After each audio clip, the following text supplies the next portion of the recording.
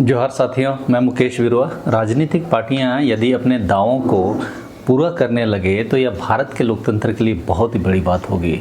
कांग्रेस ने तेलंगाना में जाति जनगणना शुरू कर दिया है और इसी के साथ राहुल गांधी ने प्रधानमंत्री नरेंद्र मोदी को भी चुनौती दे दी है। उन्होंने कहा कि यह जाति जनगणना जल्द ही महाराष्ट्र में भी होगी। हालांकि झारखंड का नाम नहीं लिया, लेकिन झारखंड में भी जातिगत जनगणना करने का निर्णय लिया जा चुका है। उम्मीद करेंगे कि नई सरकार बनने पर उस निर्णय पर आगे कार्रवाई होगी।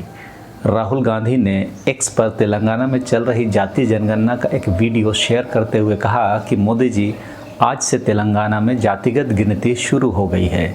इससे मिलने वाले डेटा का इस्तेमाल हम प्रदेश के हर वर्ग के विकास के लिए नीतियां बनाने में करेंगे।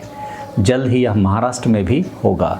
कांग्रेस नेता ने आगे लिखा है कि सबको पता है कि भाजपा देश में एक व्यापक जाति जनगणना नहीं करवाना चाहती है। मैं मोदी जी से साफ कहना चाहता हूं कि आप देश भर में जातिगत जनगणना को रोक नहीं सकते हैं। हम इसी संसद में जाति जनगणना को पास करके दिखाएंगे और आरक्षण पर से 50% की दीवार को तोड़ देंगे। तेलंगाना में जाति जनगणना शुरू होने से पहले जयराम रमेश ने कहा कि हर तेलंगाना वासी के लिए ऐतिहासिक और क्रांतिकारी क्षण है। जयराम रमेश ने आधिकारिक हैंडल पर लिखा कि तेलंगाना में कांग्रेस सरकार आज से जाति आधारित सर्वेक्षण शुरू करेगी। अगले कुछ हफ्तों में 80,000 से ज़्यादा गणनाकर्ता घर घर जाएंगे, जो 33 जिलों में 1,17,00,000 से ज़्यादा घरों को कवर करेंगे। जयराम रमेश की पोस्ट में लिखा गया है कि यह पहली बार है जब 1931 के बाद से तेलंगाना सरकार द्वारा जाति आधारित सर्वेक्षण कराया जा रहा है। यह एक ऐतिहासिक और क्रांतिकारी क्षण है जो राज्य के लिए तेलंगाना आंदोलन की आकांक्षाओं की प्राप्ति और डॉक्टर अंबेडकर के संविधान में प्रमुख आदर्शों में से एक की पूर्ति है। ज्ञात हो, जाति आधारित सर्वेक्षण ही वास्तव में जातिगत जनगणना का तकनीकी टर्म है। जनगणना का अधिकार सेंसस एक्ट 1948 के तहत जनगणना कार्यालय को सिर्फ होता है। इसीलिए जो राज्य में हो रहा है वह एक सर्वेक्षण माना जाता है। उसी तरह का जातिगत सर्वेक्षण बिहार में भी संपन्न हो चुका है, लेकिन वहां पर उस जातिगत सर्वेक्षण के आधार पर तय किए गए आरक्षण की सुविधा को भाजपा ने हाईकोर्ट में चुनौती देकर खत्म करवा दिया है।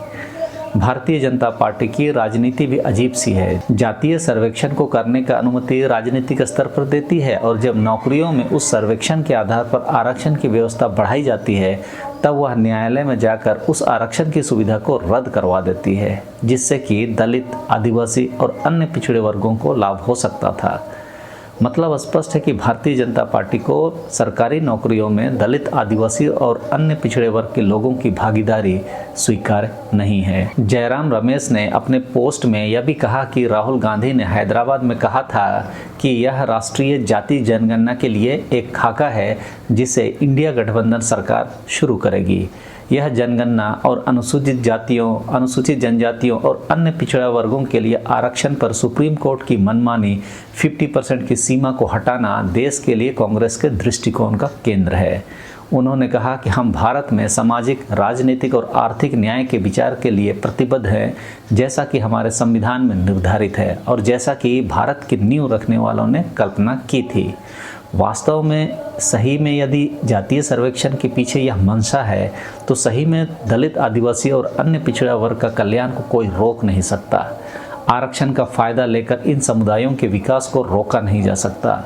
सबको न्याय मिले, किसी को भी विकास के रास्ते में पीछे ना छोड़ा जाए। इसके लिए ज़रूरी यही है कि जिसकी जितनी संख्या उसकी उतनी भागीदारी हो, और यही संविधान की मूल भावना भी है जिसे भारतीय जनता पार्टी को स्वीकार करने में दिक्कत हो रही है। जातिगत जनगणना झारखंड में भी होनी चाहिए और इसके लिए जो भी निर्णय झारखंड सरकार ने लिया है उसका स्वागत है। इस वीडियो में इतना ही। सबों को धन्यवाद। जोहार।